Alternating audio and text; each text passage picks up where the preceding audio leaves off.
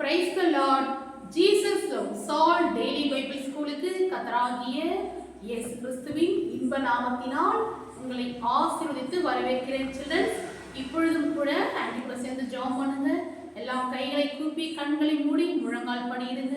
அன்பு நிறைந்த ஆண்டவரே, டெய்லி பைபிள் ஸ்கூலில் கலந்து கொள்ளுகிற பிள்ளைகளை ஆசீர்வதியும், அவர்கள் பெற்றோரை ஆசீர்வதியும், அவர்கள் உற்றார் உறவினர்களை ஆசீர்வதியும். உமக்கு பிரியமான பிள்ளைகளாக வேதத்தை தியானிக்கிற இந்த பிள்ளைகளை நீர் இப்பொழுது இருக்கிறதை பார்க்கிறோம் 1000 மடங்கு நன்றாக உதவி செய்யுங்கப்பா. பிள்ளைகள் லீவு நாட்களிலே இருக்கிறார்கள், பிரயோஜனமாய் கழிக்க உதவி செய்யுங்க. பிள்ளைகளுக்கு ஆண்டவரை ரத்தத்திலே வெள்ளெடுத்து காத்துக்கொள்ளுங்க. சுகபிலன் ஆரோக்கியத்தை தங்கியிருக்க செய்யுங்க ராஜா. ஆண்டவரை பிள்ளைகளுக்கு ஆண்டவரை ஸ்கூல்ல ஹோம்ஒர்க்லாம் கொடுத்திருந்தா அதெல்லாம் முடிக்க உதவி செய்யுங்க. ஆண்டவரை பிள்ளைகள் பெற்றெடுத்த உள்ளங்கள் மகிழும்படி ஞானமுள்ள பிள்ளைகளாய் வளரட்டும். ஆண்டவரே, ரத்தத்திலே வேலெடுத்து காத்துக்கொள்ளும் அப்பா. சுகபிலன் ஆரோக்கியம் அவர்கள் பிள்ளைகளுக்கும் அவர் பெற்றோர்களுக்கும் சுகபிலன் ஆரோக்கியம் தங்கியிருக்கட்டும் அப்பா. அவர்கள் வீட்டில் இருக்கிற குறைவுகள் எல்லாம் உடைய மகிமையின் ஐஸ்வர்யத்தின்படி நிறைவாகட்டும் அப்பா. இயேசு கிறிஸ்து நாமத்தினால் பிதாவே, ஆமென். சில்ட்ரன்ஸ், இப்பொழுதும் கூட நாம் கரங்களை தட்டி தேவனை மகிமைப்படுத்துவோம். வாருங்கள். ஸ்தோத்திரம். எலியாவின் தேவனே, அவர் இறங்கிடும் நேரமே. எலியாவின் தேவனே, அவர் இறங்கிடும் நேரமே. அசைவாரும் அனலாக்கும் எங்களாக்கினே ஜாலையே. அசைவாரும் அனலாக்கும் எங்களாக்கினே ஜாலையே. எலியாவின் தேவனே, அவர் இறங்கிடும் நேரமே. எலியாவின் தேவனே, அவர் இறங்கிடும் நேரமே. ஓ தேவனே, உமக்கு நன்றி. எமக்கு இருப்பதற்காக நன்றி அப்பா. அவையான எமக்கு இருப்பதற்காக நன்றி. ஸ்தோத்திரம். நான் ஒருவன் மாத்திரம் நீந்திருக்க பாகாய் படைகளை எதிர்த்திருப்பேன். நான் ஒருவன் மாத்திரம் நீந்திருக்க பாகாய் படைகளை எதிர்த்திருப்பேன். நான் ஜெபிக்க ஜெபிக்க அவன் தலையசைப்பார். நான் ஜெபிக்க ஜெபிக்க அவன் தலையசைப்பார். நெருப்பாயிரங்கிடுவார் என் தெய்வம், நெருப்பாயிரங்கிடுவார். ஆவியே ஆவியே ஆவியே ஆவியே. அசைவாடும் அனலாக்கும் நிகராக்கினே ஜாலையே. அசைவாடும் அனலாக்கும் நிகராக்கினே ஜாலையே. அப்பா நன்றி கர்த்தாவே. அப்ப இன்னைக்கு எங்களை தூக்கி பூமியில் அப்பா பிசாசன் கவனிக்கும்படி ஆண்டவரே, அநேக ரசிக்கும்படி கருவியாக பயன்படுத்துறீங்க அப்பா. கொடாத ஒரு ஸ்தோத்திரம். வழிமாறி கிட்டத்தில் தடுத்தாலும் வாழ்க்கை தேவன் நம்மை பின்தொடர்வார். வழிமாறி கிட்டத்தில் தடுத்தாலும் வாழ்க்கை தேவன் நம்மை பின்தொடர்வார். கடலில் அலை நோக்கி குதித்தாலும், நம் கடலில் அலை நோக்கி குதித்தாலும் நீரை கொண்டு மீட்பார். என் ஜீவன நீரை கொண்டு மீட்பார்.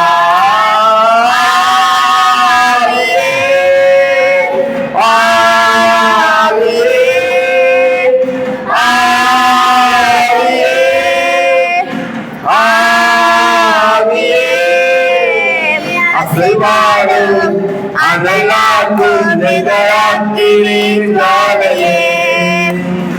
அசைவாடும் அனலாக்கும் நிகராக்கினே ஜாலையே. அம்மா, நீ ஒவ்வொரு உள்ளவரே சப்பா அக்கினியா பற்றி எரிந்து கர்த்தாவே.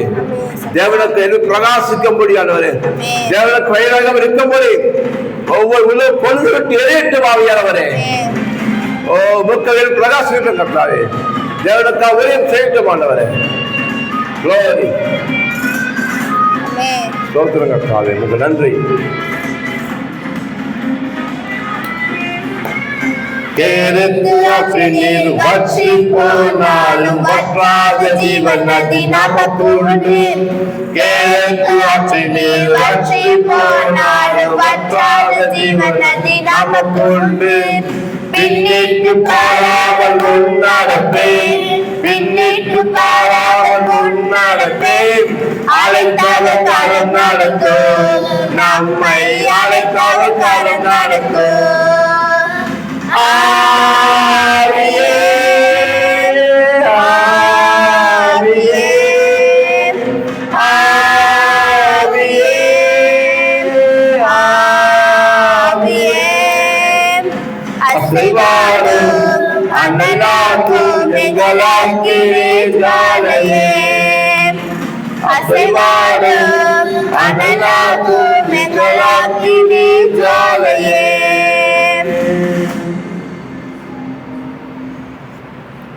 ஓ நன்றி தகப்பனே. பெந்தகோஸ்து நாளில இறங்கின அதே ஆவியானவர் அப்பா. அப்பா 120 சீஷர்கள் பேர் அப்பா அக்கினிமயமான நாவுகளும் வந்து அமர்ந்திரே ராஜா. ஹalleluya.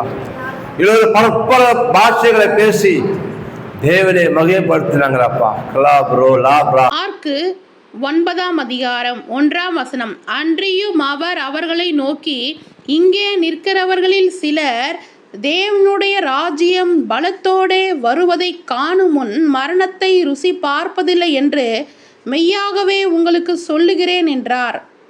2 6 நாளைக்கு பின்பு இயேசு பேதுருவையும் யாக்கோபையும் யோவானையும் அழைத்து உயர்ந்த மலையின் மேல் அவர்களை தனியே கூட்டிக் கொண்டு போய் அவர்களுக்கு முன்பாக மறுரூபமானார். 3 அவருடைய வஸ்திரம் உறைந்த மழையைப் போல் பூமியிலே எந்த வண்ணானும் வெளுக்கக்கூடாத வெண்மையாய் பிரகாசித்தது. 4 அப்பொழுது மோசேயும் எலியாவும் இயேசுவுடனே பேசுகிறவர்களாக அவர்களுக்கு காணப்பட்டார்கள். 5 அப்பொழுது பேதுரு இயேசுவை நோக்கி, ரஃபி, நாம் இங்கே இருக்கிறது நல்லது. நமக்கு ஒரு கூடாரமும் மோசேவுக்கு ஒரு கூடாரமும் எலியாவுக்கு ஒரு கூடாரமுமாக 3 கூடாரங்களை போடுவோம் என்றான். 6 அவர்கள் மிகவும் பயந்திருந்தபடியால் தான் பேசுகிறது இன்னாதென்று அறியாமல் இப்படி சொன்னான். 7 அப்பொழுது ஒரு மேகம் அவர்கள் மேல் நிழலிட்டது. இவர் என்னுடைய நேசகுமாரன், இவருக்கு செவி கொடுங்கள் என்று அந்த மேகத்திலிருந்து ஒரு சத்தம் உண்டாயிற்று. 8 உடனே அவர்கள் சுற்றிலும் பார்த்தபோது இயேசு ஒருவரை தவிர வேறொருவரையும் காணவில்லை. 9 அவர்கள் மலையிலிருந்து இறங்குகிற பொழுது அவர் அவர்களை நோக்கி, மனுஷகுமாரன் மரித்தோரிலிருந்து எழுந்திருக்கும் வரைக்கும் நீங்கள் கண்டவைகளை ஒருவருக்கும் சொல்ல வேண்டாம் என்று கட்டளையிட்டார். 10 மரித்தோரிலிருந்து எழுந்திருப்பது என்னவென்று அவர்கள் ஒருவரிடத்தில் ஒருவர் விசாரித்து அந்த வார்த்தையை தங்களுக்குள்ளே அடக்கி கொண்டு 11 எலியா முந்தி வரவேண்டும் என்று வேதபாரகர் சொல்லுகிறார்களே, அந்தப்படி என்று அவரிடத்தில் கேட்டார்கள். 12 அவர் பிரதியுத்தரமாக, எலியா முந்தி வந்து எல்லாவற்றையும் சீர்படுத்துவது மெய்தான், அல்லாமலும் மனுஷகுமாரன் பல பாடுகள் பட்டு அவமதிக்கப்படுவார் என்று அவரை குறித்து எழுதியிருக்கிறதே, அது எப்படி என்றார். 13 ஆனாலும் எலியா வந்தாயிற்று, அவனை குறித்து எழுதியிருக்கிற பிரகாரம் தங்களுக்கு இஷ்டமானபடி அவனுக்கு செய்தார்கள் என்று உங்களுக்கு சொல்லுகிறேன் என்றார். 14 பின்பு அவர் சீஷரிடத்தில் வந்தபோது அவர்களை சுற்றி திரளான ஜனங்கள் நிற்கிறதையும் அவர்களோடே வேதபாரகர் தர்க்கிக்கிறதையும் கண்டார். 15 ஜனங்கள் எல்லோரும் அவரை கண்டவுடனே மிகவும் ஆச்சரியப்பட்டு ஓடி வந்து அவரை வந்தனம் செய்தார்கள். 16 அவர் வேதபாரகரை நோக்கி, நீங்கள் இவர்களோடே எண்ணத்தை குறித்து தர்க்கம் பண்ணுகிறீர்கள் என்று கேட்டார். 17ஆம் வசனம். அப்பொழுது ஜனக்கூட்டத்தில் ஒருவன் அவரை நோக்கி, போதகரே, ஊமையான ஒரு ஆவி பிடித்த என் மகனை உம்மிடத்தில் கொண்டு வந்தேன். 18ஆம் வசனம். அது அவனை எங்கே பிடித்தாலும் அங்கே அவனை அலக்கழிக்கிறது. அப்பொழுது அவன் நுரை தள்ளி பல்லை கடித்து சோர்ந்து போகிறான். அதை துரத்தி விடும்படி உம்முடைய சீஷரிடத்தில் கேட்டேன், அவர்களால் கூடாமற் போயிற்று என்றான்.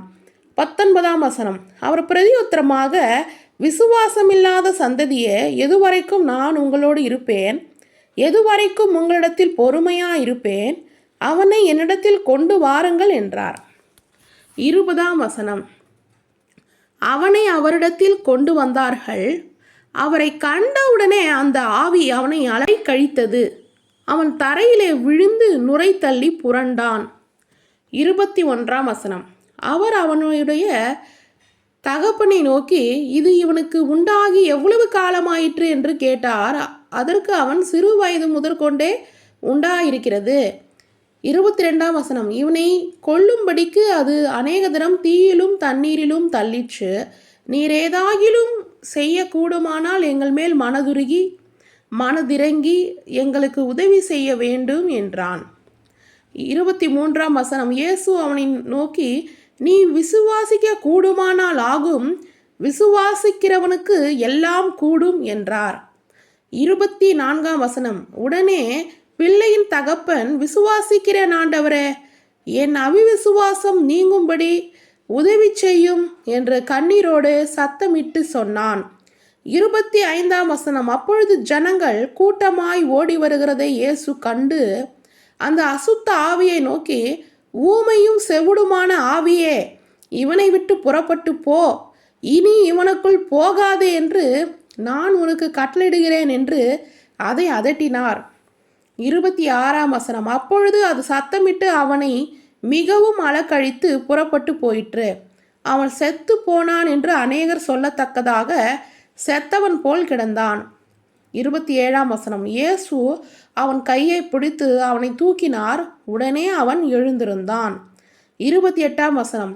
வீட்டில் அவர் பிரவேசித்த போது அவருடைய சீஷர்கள் அதை துரத்திவிட எங்களால் ஏன் கூடாமற் போயிற்று என்று அவரிடத்தில் தனித்து கேட்டார்கள். 29ஆம் வசனம். அதற்கு அவர், இவ்வகை பிசாசு ஜபத்தினாலும் உபவாசத்தினாலுமே அன்றி மற்ற எவ்விதத்தினாலும் புறப்பட்டு போகாது என்றார். 30ஆம் வசனம். பின்பு அவ்விடம் விட்டு புறப்பட்டு கலிலேயாவை கடந்து போனார்கள். அதை ஒருவரும் அறியாதிருக்க வேண்டுமென்று விரும்பினார். 31ஆம் வசனம். ஏனெனில் மனுஷகுமாரன் மனுஷர் கையில் ஒப்பு கொடுக்கப்படுவார் என்றும் அவர்கள் அவரை கொன்று போடுவார்கள் என்றும் கொல்லப்பட்டு 3ஆம் நாளிலே உயிர்த்தெழுந்திருப்பார் என்றும் அவர் தம்முடைய சீஷர்களுக்கு போதகம் பண்ணி சொல்லியிருந்தார். 32ஆம் வசனம். அவர்களோ அந்த வார்த்தையை அறிந்து கொள்ளவில்லை, அதை குறித்து அவரிடத்தில் கேட்கவும் பயந்தார்கள். 33ஆம் வசனம். அவர் கப்பர்நகமுக்கு வந்து வீட்டிலே இருக்கும் பொழுது அவர்களை நோக்கி, நீங்கள் வழியிலே எதை குறித்து உங்களுக்குள்ளே தர்க்கம் பண்ணினீர்கள் என்று கேட்டார். 34ஆம் வசனம். அதற்கு அவர்கள் பேசாமல் இருந்தார்கள், ஏனெனில் அவர்கள் தங்களுக்குள்ளே எவன் பெரியவன் என்று வழியிலே தர்க்கம் பண்ணினார்கள். 35ஆம் வசனம். அப்பொழுது அவர் உட்கார்ந்து 12 அழைத்து, எவனாகிலும் முதல்வனாயிருக்க விரும்பினால் அவன் எல்லாருக்கும் கடையனானவனும் எல்லோருக்கும் ஊழியக்காரனுமாயிருக்க கடவன் என்று சொல்லி, 36ஆம் வசனம். ஒரு சிறு பிள்ளையை எடுத்து அதை அவர்கள் நடுவில் நிறுத்தி அதை அணைத்து கொண்டு, 37ஆம் வசனம். இப்படிப்பட்ட சிறு பிள்ளைகளில் ஒன்றை என் நாமத்தினாலே ஏற்றுக்கொள்ளுகிறவன் என்னை ஏற்றுக்கொள்ளுகிறான், என்னை ஏற்றுக்கொள்ளுகிறவன் என்னை அல்ல என்னை அனுப்பினவரை ஏற்றுக்கொள்ளுகிறான் என்றார். 38ஆம் வசனம். அப்பொழுது யோவான் அவரை நோக்கி, போதகரே, நம்மை பின்பற்றாதவன் ஒருவன் உமது நாமத்தினாலே பிசாசுகளை துரத்துகிறதை கண்டோம். அவன் நம்மை பின்பற்றாதனானதால் அவனை தடுத்தோம் என்றான். 39ஆம் வசனம். அதற்கு இயேசு, அவனை தடுக்க வேண்டாம், என் நாமத்தினாலே அற்புதம் செய்கிறவன் எளிதாய் என்னை குறித்து தூங்கு சொல்ல மாட்டான். 40ஆம் வசனம். நமக்கு விரோதமாய் இராதவன் நமது பட்சத்தில் இருக்கிறான். 41ஆம் வசனம், நீங்கள் கிறிஸ்துவின் உடையவர்களாக இருக்கிறபடியினாலே என் நாமத்தின் நிமித்தம் உங்களுக்கு ஒரு கலசம் தண்ணீர் குடிக்க கொடுக்கிறவன் தன் பலனை அடையாமற் போவது இல்லை என்று மெய்யாகவே உங்களுக்கு சொல்லுகிறேன். 42ஆம் வசனம், இந்த 42ஆம் வசனம், என்னிடத்தில் விசுவாசமாய் இருக்கிற இந்த சிறியாரில் ஒருவனுக்கு இடர்தல் உண்டாக்குகிறவன் எவனோ அவனுடைய கழுத்தில் எந்திர கல்லை கட்டி சமுத்திரத்தில் அவனை தள்ளி போடுகிறது அவனுக்கு நலமாயிருக்கும். 43ஆம் வசனம், உன் கை உனக்கு இடரல் உண்டாக்கினால் அதை தரித்து போடு. நீ 2 கையுடையவனாய் அவியாத அக்கினியுள்ள நரகத்திலே போவதை பார்க்கிலும் 3 ஜீவனுக்குள் பிரவேசிப்பது உனக்கு நலமாயிருக்கும். 44ஆம் வசனம், அங்கே அவர்கள் புழு சாவாமலும் அக்கினி அவியாமலும் இருக்கும். 45ஆம் வசனம், உன் கால் உனக்கு இடரல் உண்டாக்கினால் அதை தரித்து போடு. நீ 2 காலுடையவனாய் அவியாத அக்கினி உள்ள நரகத்திலே தள்ளப்படுவதை பார்க்கிலும் சப்பானியாய் ஜீவனுக்குள் பிரவேசிப்பது உனக்கு நலமாயிருக்கும். 46ஆம் வசனம், அங்கே அவர்கள் புழு சாவாமலும் அக்கினி அவியாமலும் இருக்கும். 47ஆம் வசனம், உன் கண் உனக்கு இடரல் உண்டாக்கினால் அதை பிடுங்கி போடு. நீ 2 கண்ணுடையவனாய் நரக அக்கினியிலே தள்ளப்படுவதை பார்க்கிலும் ஒற்றை கண்ணனாய் தேவனுடைய ராஜ்யத்தில் பிரவேசிப்பது உனக்கு நலமாயிருக்கும். 48ஆம் வசனம், அங்கே அவர்கள் புழு சாவாமலும் அக்கினி அவியாமலும் இருக்கும். 49ஆம் வசனம், எந்த பலியும் உப்பினால் உப்பிடப்படுவது போல எந்த மனுஷனும் அக்கினியினால் உப்பிடப்படுவான். 50ஆம் வசனம், உப்பு நல்லதுதான், உப்பு சாரமற்று போனால் அதற்கு எதினாலே சாரம் உண்டாக்குவீர்கள்? உங்களுக்குள்ளே உப்புடையவர்களாயிருங்கள், ஒருவரோடொருவர் சமாதானம் உள்ளவர்களாயும் இருங்கள் என்றார். மார்க்கு 9ஆம் அதிகாரம் முழுவதுமாக படித்ததை கேட்டீங்க இல்லையா?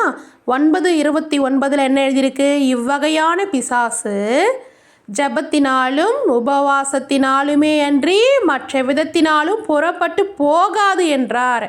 ஏசப்பாவே இந்த வார்த்தையை சொல்லியிருக்கிறாரு. உபவாசிக்கணும், ஜெபிக்கணும் அப்படின்னு ஏசப்பா சொல்லியிருக்கிறாரு. பிள்ளைகளாகிய உங்கள் ஒவ்வொருவருடைய வாழ்க்கையிலையும் ஜபம் இருக்குங்களா? எல்லாரும் ஒவ்வொரு நாளும் ஜெபிக்கிறீங்கன்னு சொல்கிறீங்க.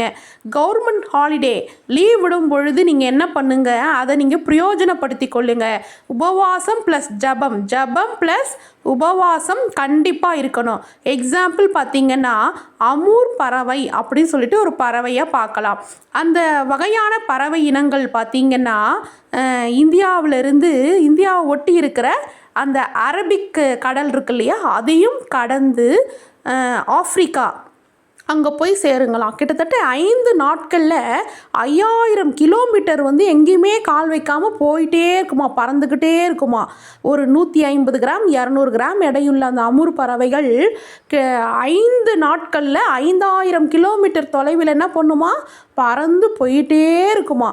பார்த்திங்கன்னா அதோடைய பறவைகளுக்கு எதனால் அது பறக்க முடியுது? அதோடைய 2 சிறகுகள், கரெக்டுங்களா? அந்த 2 சிறகுகளையும் வைத்து தான் அதால் பறக்க முடியுது. ஒரு சிறகு இல்லைன்னா அந்த பறவையால் பறக்க முடியுமா? கண்டிப்பாக முடியாது.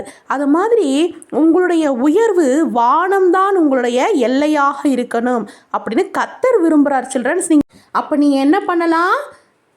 உபவாசம் ப்ளஸ் ஜபம், நேரம் கிடைக்கும் பொழுதெல்லாம் உபவாசத்துடன் கூட ஜபம் பண்ணுங்க. கர்த்தர் உங்களை உயர்த்தி ஆசீர்வதிப்பார். சில்ட்ரன்ஸ், இப்போ உங்களுக்கு கேள்வி கேட்கலாமா? விசுவாசிக்கிறேன் ஆண்டவரே, என் டேஷ் நீங்கும்படி உதவி செய்யும் என்று கண்ணீரோடு சத்தமிட்டு சொன்னான். ஆ பலவீனம், ஆ அவிசுவாசம், வியாதி. சரியான விடைய ஆன்ட்டிக்கு ஃபோட்டோ எடுத்து அனுப்புங்க சில்ட்ரன்ஸ்.